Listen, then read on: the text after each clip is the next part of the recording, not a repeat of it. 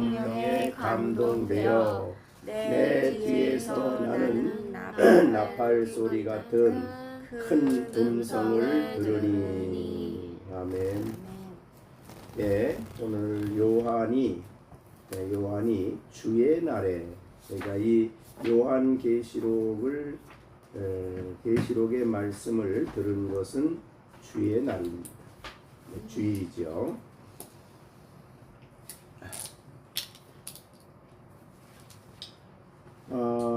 주의 날은 부활절을 기념하는 날입니다. 주의 날이 있기 전에 안식일은 토요일 안식일이었습니다. 그래서 구약은 토요일 안식일이었는데 이제 그것이 신약 교회로 넘어오면서 우리 예수님께서 모든 구원을 이루시고자 하는 하나님의 뜻을 완성하시고 이제 승천하다 부활하신 그날을 기념하여 교회는 토요일 안식일을 지키는 것이 아니라 주일 안식일을 지킵니다. 주일은 매주 첫날이라 고린도전서 16장 2절에는 매주 첫날, 이것이 주일입니다. 이 날은 예수님이 부활하신 날이고 첫 열매, 예수님을 첫 열매, 부활의 첫 열매라 그러는데 바로 그 날이 주일입니다. 그래서 부활하신 첫날, 매주 첫날, 이렇게 고린도서 16장 2절에 말씀을 기록을 하고 있습니다.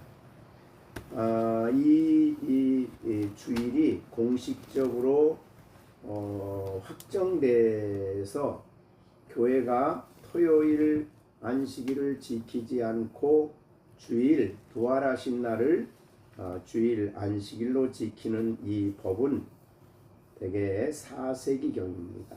4세기경에 교회가 이렇게 결정을 하게 됩니다. 물론 이제 그 전에도 이미 주일을 지켜온 것은 오늘 본문에도 이 사도 요한이 계시록을 받았을 때는 대개 90년경입니다. 그러니까 그때부터 이미 교회가 주일을 지키고 있었다, 그렇게 볼 수 있습니다. 그럼 그 이전에는 그러니까 4세기 전에는 어떻게 했느냐? 바울은 선교 다니면서 주로 토요일 안식일에 유대인들이 모이는 곳에 가서 설교를 하고 말씀을 전하는 일을 했습니다. 그러니까 이 바울이 살던 때에도 또 물론 그 이전에도 사도들은 토요일 안식일과 주일 안식일을 겸하여 섬겼다, 이렇게 볼 수 있습니다. 네, 그것이 이제 점점점 교회는 성찬식을 해야 되니까 유대인들이 모이는 곳에 가서 성찬식을 할 수는 없죠. 그래서 따로 날을 잡아서 성찬식을 하면서 예배를 드리게 되므로 자연스럽게 유대인들이 섬겼던 토요일 안식일과 다르게 주일 안식일을 지키는 그렇게 변화되었다, 그렇게 볼 수 있습니다. 그래서 사도행전 20장 7절에서도 바울 사도가 이제 드로아에서 예루살렘으로 가기 위하여 모인 날이 창세기 20장 7절에 보면 그 주간의 첫날에 우리가 떡을 떼려 하여 모였다. 그래서 성찬식이죠. 그래서 주일날 성찬식을 하였습니다. 그래서 아까 말한 대로 교회가 성찬식을 주님의 명령을 따라 하다 보니 자연스럽게 유대인의 그 토요일 안식일을 이제 지키지 않고 주일 안식일을 따로 지키게 되는 그런 결과를 가지고 왔습니다. 모든 구약의 절기나 날짜는 예수 그리스도를 향하고 있습니다. 그래서 그리스도가 오셔서 구속을 완성하심으로 이제는 구약의 모든 제도와 제사 제도와 모든 이 절기들은 그리스도 안에 성취가 됩니다. 그렇기 때문에 더 이상 그런 구약의 절기나 제사 제도는 신약 시대에는 지키지 않게 됩니다.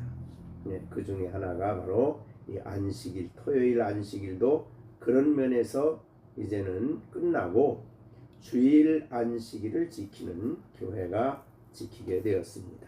그래서 그렇게 하면서 교회는 그날을 주의 날 혹은 주님의 날, 다른 모든 날과 구별해서 주의 날, 주님의 날 이렇게 부르게 됩니다. 이 날에는 교회가 모여서 하나님의 영광을 선포하고 하나님 베푸신 은혜를 감사하다 보니 이 날은 주일에 예배를 통해서 그 일이 이루어졌다. 그래서 주일에 성회로 모여 하나님 앞에 예배하게 됩니다. 그러나 이제 이 제4계명 안식일을 기억하여 거룩하게 지키라고 하는 이 안식일 계명의 외형적인 모습은 지키지 않고 이제는 그 영적인 의미를 바로 이해하고 우리는 주일에 안식일을 지킨다.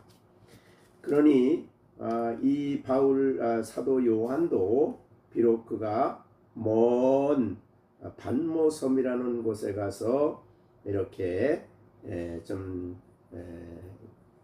죄인의 몸으로, 죄인 아닌 죄인의 몸으로 이렇게 그 노예들이 하는 돌 채취에 동원되었던 그지만은 이렇게 주일날, 주의 날 하나님 앞에 예배하며 하나님을 경배하며 하나님께 기도하고 있었다.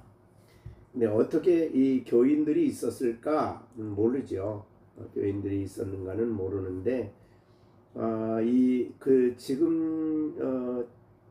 지금 반모섬에 가보면 요한 시대의 예배 처소로 쓰여졌던 곳이 이렇게 기념되어 있습니다. 조그만 방인데 그곳에서 했다고 한 걸 보면 사도 요한이 거기에 가서 반모섬에 가서 주일날 저녁이 됐을지 아니면 언제가 됐을지 모르지만은 모여서 성도들, 전도한 사람들, 믿은 사람들, 또 뭐 함께 갔던 부로보로 뭐 이런 사람들 소수의 인원이 모여서 주일날 하나님 앞에 예배했다. 그렇게 볼 수 있습니다. 그래서 오늘 본문에 주의 날을 사도 요한이 이야기하고 있는 것입니다. 주의 날에 내가 성령에 감동되어 하나님 앞에 기도하고 하나님 앞에 간구하는 그 시간, 예배하는 그 시간, 하나님의 성령이 사도 요한을 감동시키셨다. 성령이 특별히 그 안에 크게 역사하신 거죠. 성령의 감동, 성령의 역사하심. 성령이 우리 믿는 사람 마음 가운데 계시지만 이렇게 특별한 목적을 위하여 성령께서 그 사람 마음에 감동을 주시고 감화를 주시고 또 역사하시고 그렇게 능력으로 역사하시는 것을 우리는 감동이라 그렇게 말을 합니다. 사실은 우리가 예배하는 자들은 신령과 진리로 예배하는 혹은 영과 진리로 예배한다 할 때에 우리는 복음을 믿고 또 더 나아가서 신령이란 말은 성령의 감동, 감화 그리고 감동받은 심령으로 감명받은 우리의 영으로 하나님을 예배한다. 그렇게 볼 수 있습니다. 그래서 성령에 감동되어는 사도 요한뿐만 아니라 오늘날 예배하는 우리들에게도 반드시 필요한 것입니다. 물론 사도 요한은 계시를 받기 위해서 성령의 특별하신 역사라고 볼 수는 있지만, 그러나 이제 오늘 신약 시대에 성경이 완성된 세대에 살고 있는 우리들 가운데 성령께서 역사하셔야 우리가 바른 예배자가 될 수가 있고, 성령의 감동이 있어야 하나님의 말씀을 우리가 깨닫고 받아들일 수가 있는 것이죠. 그렇기 때문에 우리는 예배를 드리기 위해서는 이렇게 성령이 역사하시고 감동하시도록 기도하는 일이 필요하다. 성령의 감동 없이는 우리는 성경을 깨달을 수도 없고 주님의 말씀을 받아들일 수도 없고 하나님이 기뻐하는 예배자가 될 수가 없는 것입니다. 그렇기 때문에 성령의 감동이 우리들에게 반드시 필요하다. 그렇게 볼 수 있습니다. 그래서 예수님께서는 누가복음 11장 13절에 우리가 기도하는 성령의 역사를 위하여 기도하는 자에게 하나님께서 성령을 주실 것을 약속하신 것이죠. 세상에 악한지라도 자식에게는 좋을 것은 줄 줄 아는데 하물며 너희 하늘 아버지께서 구하는 자에게 성령을 주시지 않겠느냐. 그 말은 거듭난 사람에게 임재하는 성령의 역사를 말하는 것이 아니고, 우리 안에 임하신 성령이 우리 가운데 예배자가 되기 위하여, 하나님 말씀을 듣기 위하여, 하나님의 진리를 깨닫게 하기 위하여 우리의 마음에 역사하시는 감동을 의미합니다. 그래서 그의 놀라우신 성령의 감동, 성령의 역사, 은혜로운 힘의 영향력을 우리 가운데 강력하게 부어주시는 그것이 바로 성령의 감동되어라는 의미가 되겠습니다. 그러니 우리가 예배 드릴 때에, 주일날 예배할 때에 예배 드리기 위한 무엇보다 중요한 준비는 바로 내가 예수님의 피를 힘입어 하나님 앞에 나가는 일이요. 그것은 이제 진리로 예배하는 거죠. 두 번째는 성령의 감동을 위해서 우리 가운데 기도해야 한다. 이것이 신약 시대의 예배의 가장 중요한 교훈이 되겠습니다. 이것이 하나님은 영이시니 예배하는 자가 영과 진리로 예배한다는 말씀의 진정한 의미라, 그렇게 볼 수가 있습니다. 우리는 진리 없이는 예배자가 될 수 없지요. 진리는 이제 예수님인데, 그래서 히브리서 10장 19절에 있는 대로 우리가 예수의 피를 힘입어 성소에 들어갈 담력을 얻었나니 그 길은 우리를 위하여 휘장 가운데로 열어놓으신 새로운 살 길이요 휘장은 곧 그의 육체니라. 그래서 예수님의 피를 의지하여 하나님 앞에 나아가는 길이, 생명길이 열렸기 때문에 예수님을 의지하여 영광의 하나님 앞에서 예배하는 예배자가 될 때에 그걸 진리로 예배한다 그럽니다. 그리고 그렇게 예배하는 우리 가운데 하나님의 말씀이 선포되고 또 찬양이, 기도가, 모든 순서가 다 하나님의 성령이 함께 역사하시고 순종하는 예배자들 가운데 성령의 감동이 있어야 한다는 것을 보여주시고 있습니다. 요한이 성령의 감동으로 말씀을 받은 주의 날, 그 장소는 굴입니다. 굴. 그러니까 무슨 대단한 지금같이 무슨 화려한 찬양대가 있었던 것도 아니고 이 화려한 건물이 있었던 것도 아닙니다. 그러나 그는 영광의 하나님 앞에 가까이서 하나님의 거룩한 영으로 하나님을 예배하고 있었습니다. 하나님은 예배는 그렇게 외형적으로 화려한 건물에 있지 않습니다. 외형적으로 대단하게 보이는 어떠한 모습에 있지 않습니다. 예배하는 자가 신령과 진리로 예배할 수 있는 것은 예루살렘도 아니요 사마리아도 아니요 진정으로 예배할 때, 이거 신약 시대요. 이것이 바로 오늘 우리가 예배하는 우리의 모습이다. 그렇게 볼 수 있습니다. 그래서 오늘 주일 하나님이 정하신 그날, 부활하신 그날, 예수님의 죽으심과 부활을 믿는 자들이 진정으로 성령의 임재하심과 성령의 역사를 위해서 간절히 기도하고 예수 그리스도의 피를 의지하여 하나님 앞에 예수님의 이름으로 모였다면 바로 그곳에 하나님 예수 그리스도가 임재하시고 하나님이 임재하시는 예배 자리가 되는 것입니다. 아무리 외적으로 화려하고 웅장하고 대단한 것을 하더라도 하나님이 임재가 없다면 진정한 예배가 될 수가 없는 것입니다. 사람의 마음을 즐겁게 하고 사람의 귀를 웅장하게 하고 화려하게 할 수 있지만 그것이 예배가 아닙니다. 진정한 예배는 드리는 사람들 가운데 하나님의 영의 감동이 있어야 하고 예수님의 십자가의 보배로운 피를 의지하여 하나님 앞에 예배하는 예배자들이 있는 곳, 바로 그것이 하나님이 친히 예배 받으시는 복된 자리다. 그렇게 볼 수가 있습니다. 그것은 바로 영적으로 하늘입니다. 그래서 에베소서 2장 4, 5, 6절에 있는 대로 또한 함께 일으키사 그리스도 예수 안에서 함께 하늘에 앉아 있다. 그것이 예배 자리입니다. 그것이 거룩한 곳이죠. 그래서 그리스도 예수 안에서 라고 말씀하시고 있습니다.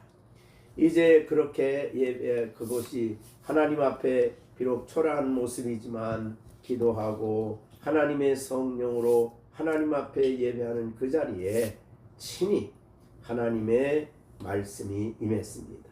그래서 거기에 나는 뒤에서 나는 나팔 소리 같은 큰 음성이 들렸다. 그 음성은 이제 예수님의 말씀이죠. 그러면서 11절에 이르되 내가 보는 것을 일곱 교회에 보내라는 예수님의 명령, 그 명령하신 예수님이 어떤 분인가를 12절부터 말씀하시고 있습니다. 그 음성을 알아보려고 돌이킬 때에 금초대 사이에 다니시느니 인자 같으니 또 가슴에 금띠를 띠고 머리에 털에 희가 양털 같고 눈은 불꽃 같고 바로 예수님을 설명해 주시는 말씀입니다. 그래서 우리는 예배를 드릴 때에 가장 중요한 것은 바로 임재하신 주님입니다. 예수님께서 친히 말씀으로 오십니다. 그래서 사무엘 상에서 보여주신 대로 하나님께서 말씀으로 자신을 나타내셨다라고 하셨습니다. 말씀하시는 분이 있으면 말씀하시는 그분이 그 자리에 있는 거죠. 그래서 말씀으로 자신을 나타내셨다. 그래서 우리가 예배하는 자리가 그렇게 복되고 영광스러운 자리임을 우리가 잊지 말아야 될 것입니다. 오늘 본문에 있는 대로 그렇게 우리가 예배하는 그 자리에 예수님이 말씀으로 자신을 나타내셨는데 그 나타내시는 모습을 음성이 얼마나 큰가. 그래서 뒤에서 나는 나팔 소리 같던 큰 음성이었다. 나팔 소리 같다 그랬으니까 나팔 소리는 아닙니다. 그러니까 나팔 소리 같은 그런 큰 음성이라 그랬습니다. 그래서 사도 요한이 분명하고 선명하게 들을 수 있는 음성으로 예수님께서 말씀을 하십니다. 우리는 성경을 들을 때에 그렇게 정말 분명한 나팔, 분명한 소리, 확실한 소리로 우리에게 들려주시는 그 말씀을 우리가 들어야 되는 것입니다. 주님의 음성입니다. 주님의 말씀이죠. 그래서 하나님 물론 사도 요한은 특별히 요한계시록이라는 계시를 주시기 위한 말씀이지만 신약 시대에 살고 있는 우리들은 이제 예배하는 이 자리에 기록된 모든 말씀을 가지시고 성령이 우리들에게 선명하게 하시는 말씀으로 믿음으로 우리가 들어야 한다. 그렇게 볼 수 있죠. 정말 성령께서 우리 가운데 감동하시고 그래서 우리에게 들을 수 있는 귀를 열어주시고 그래서 에베소 교회에 편지를 쓰면서 이 말씀을 하시면서 그런 말씀을 했습니다. 들을 귀 있는 자는 들을지어다. 그래서 보니까 하나님이 듣는 귀와 보는 눈은 하나님이 지으신다 그랬으니 우리 하나님께서 말씀을 들을 때에 내게 주시는 말씀으로 들을 수 있도록 그렇게 우리의 귀를 열어 주시는 것입니다. 듣는 귀를 하나님께서 주실 때에 이 말씀이 나에게 주시는 말씀으로 오늘도 받아들이고 그 말씀을 따라 살게 되는 것입니다. 이제 주의 날에 대한 말씀을 오늘 주셨고 우리가 주일날 하나님 앞에 예배하는 예배자 우리가 그날은 점점 정말 히브리서에 있는 말씀처럼 주님이 오신 날이 가까울수록 모이기를 더 힘쓰라 그랬습니다. 모이기를 패하는 어떤 사람들과 습관과 같이 하지 말고 오직 권하여 그날이 가까움을 볼수록 더욱 그리하자. 더욱 그리하자. 그 말은 더욱 모이기를 힘쓰자라는 말씀이 되겠습니다. 주님이 오심이 가까울수록 우리는 더욱더욱 모여서 말씀을 듣고 배우고 하나님 말씀을 따라서 살아가도록 크게 서로서로 돕고 격려하고 교제하는 가운데 하나님의 말씀을 선명하게 우리가 받아들이고 순종하는 우리들이 되어야 되겠습니다. 우리가 주의 날에 내가 성령에 감동되어 내 뒤에서 나는 나팔 소리 같은 큰 음성을 들었다. 이제 우리는 이미 들어서 기록한 사도들의 음성을 현재 그 글을 쓰게 하신 성령의 감동으로 우리가 생생하게 나에게 주시는 말씀으로 잘 받아 순종하며 살아가는 우리가 되어야 되겠습니다. 이제 오늘 주신 말씀을 통해서 성령님께서 우리들에게 선명하게 하나님이 정하신 주의 날을 너의 날이 아니리 이 날은 하나님을 예배하고 들어와 교회와 같이 그렇게 바울이 떡을 떼고 늦게까지 하나님 말씀을 전하고 다음날 예루살렘으로 가기 위해서 밤늦게까지 다음날 새벽까지 하나님 말씀을 그렇게 사모했습니다. 주일날 우리는 말씀을 그렇게 사모하는 사람이 되어야 합니다. 그래서 하나님 말씀을 배우는데 전심하는 그 말씀을 통해서 하나님의 음성을 듣는 것을 기뻐하고 그 음성을 잘 듣는 우리가 되어야 될 것을 말씀하고 있습니다. 그러기 위해서는 우리가 무엇보다도 성령을 근심시켜드리는 우리가 아니라 성령의 임재하심과 성령의 감동과 성령의 역사하심이 말씀 전하는 자나 듣는 사람들 속에 역사하도록 우리가 간절히 기도할 때에 또 사모할 때에 또 갈망할 때에 마태복음에 있는 말씀처럼 누구든지 목마르거든 내게로 와서 마시라. 주님이 말씀하신 말씀이 요한복음에 있는 말씀이죠. 누구든지 의에 줄이고 목마른 자는 복이 있나니 저희가 배부를 것이라고 했습니다. 하나님의 의로운 말씀, 진리의 말씀에 굶주린 영혼이 되어 우리가 사모하는 마음으로 이렇게 주일날 하나님 말씀을 듣고자 하는 간절함이 우리의 심령 속에 있게 될 때에 하나님은 우리의 마음을 아십니다. 우리의 사모함을 아십니다. 우리의 목마름을 아십니다. 그래서 우리 목마른 우리의 좀 줄인 우리들에게 먹을 수 있는 풍성한 하나님의 진리의 양식을 먹여 주시는 줄로 믿습니다. 그러므로 의에 줄인 자를 주님이 초청하십니다. 목마른 자를 초대하십니다. 의에 줄이고 목마른 자는 복이 있나니 그들이 배부를 것이다. 그냥 예배, 그냥 정말 이런 사모함과 이런 목마름과 이런 줄임이 없이 예배에 참석을 하는 것은 부끄러운 일입니다. 그래서 그럴 때 하나님 말씀이 그에게는 큰 나팔 소리와 같이 심령을 두드리고 영혼 속에 들려오고, 그래서 내 음성으로 들려오는 확실한 하나님의 음성을 듣고 신앙생활에 가는 우리들의 삶이 되어야 되겠습니다. 기도하겠습니다. 은혜로우신 아버지 하나님, 오늘도 요한계시록의 말씀을 통해서 주일날 모이기를 힘써야 될 것을 우리에게 알려 주셨습니다.